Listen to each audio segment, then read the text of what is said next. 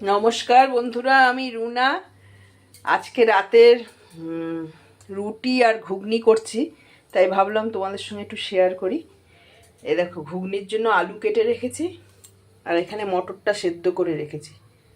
আর এইখানে তোমার মশলা আছে হচ্ছে পেঁয়াজ, আদা, রসুন, লাল কাঁচা লঙ্কা, লঙ্কার গুঁড়ো, নুন, হলুদ, জিরের গুঁড়ো আর একটু মিষ্টি। এটা দিয়ে মিক্সিতে পেস্ট করে রেখেছি। তোমরা সবাই যারা আমার ভিডিও দেখোই আমি এটা মিক্সিতে সব রকম মশলা দিয়ে একবারে পেস্ট করে দিই, তাতে এটা বাটা মশলার মতন লাগে। এর আগেও আমি অনেকবার বলেছি।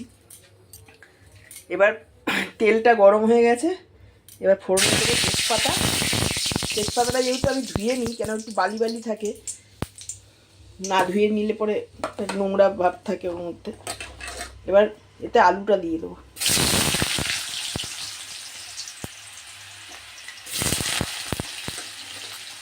আমার বর আবার একটু ঘুগনিতে আলু না দিলে পরে তার পছন্দ হয় না, খুব ভালোবাসে এই ঘুগনিতে আলুটা দিয়ে খেতে।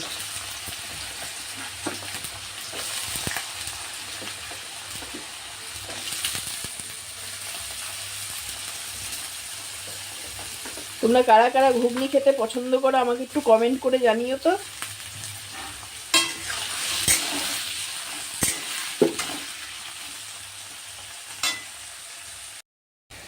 আলুটা প্রায় ভাজা ভাজা হয়ে এসছে, এবার এই মশলাটা দিয়ে দেবো।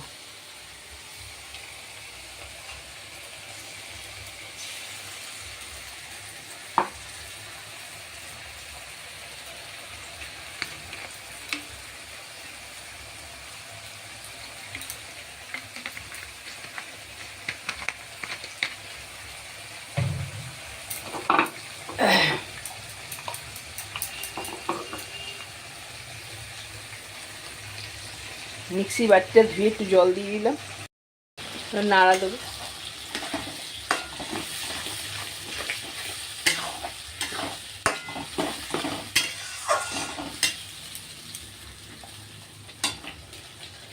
একটু পেঁয়াজ রসুনের কাঁচা গন্ধটা গেলে পরে মটরটা দেবো।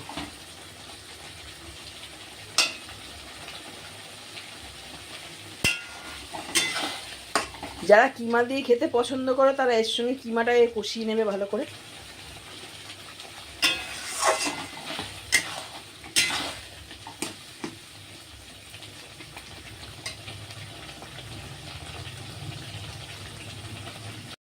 মশলাটা এবার কষে গেছে, এবার মটরটা দেবো।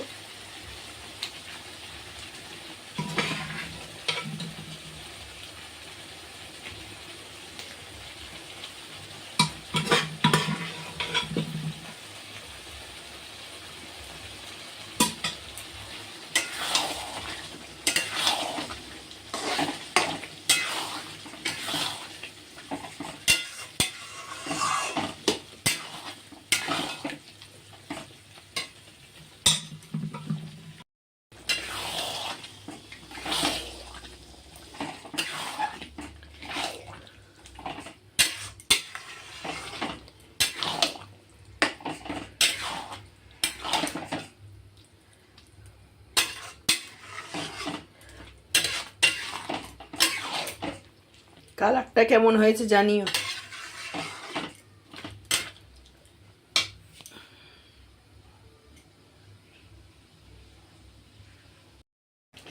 এই যে ঘুগনিটা প্রায় হয়ে এসছে। এবার তোমাদের আমার এই ঘুগনির রেসিপি কেমন লাগলো আমাকে কমেন্ট করো।